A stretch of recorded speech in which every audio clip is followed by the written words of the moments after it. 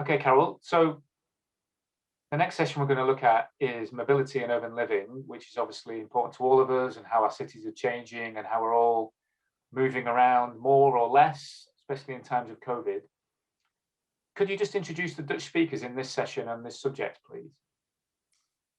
Yeah, let me first sketch a little bit the context of where we're coming from in the Netherlands. We've got a high density society. We've got a lot of people in a relatively small space. In itself, our country is already geographically not that big, but then large areas are nature or our agricultural fields. So our cities are quite intense, which means that we really need smart mobility and clever solutions, and combining on the one hand the need for mobility, on the other combining the need for sustainability.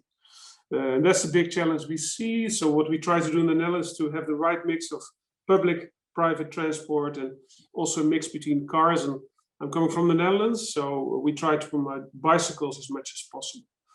So in that context, we've got three excellent speakers. We got Jed Berndsen from the CTO innovation team of the city of Amsterdam, who works on a daily basis with these kind of challenges.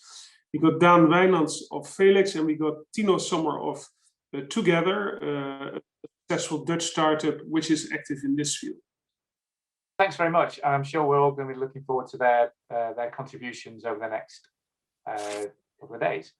So in terms of your famous last words, or giving us some insight, what do you hope are the points we'll take away from this session? I think the key thing is that, as I said in the beginning, we have to profit from each other's experiences. So when you listen to the speakers from the Netherlands, I hope there will be some reactions from the people who participate on these challenges I mentioned.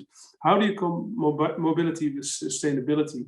How can we make sure that we will be climate neutral in 2030? How can we make sure that mobility, both on an urban basis, but also between urban and rural areas, becomes sustainable in the long future? How can we make sure that the people who live in cities have clean air to breathe every day of the time? And certainly, how can we promote the use of bicycles in the north of England?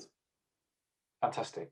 And at ODI Leeds, we love bikes. So we're really looking forward to doing that. And the way we learn from each other is to be open and share. So I think that's really, really on the money for us, especially in the north of England. So thank you.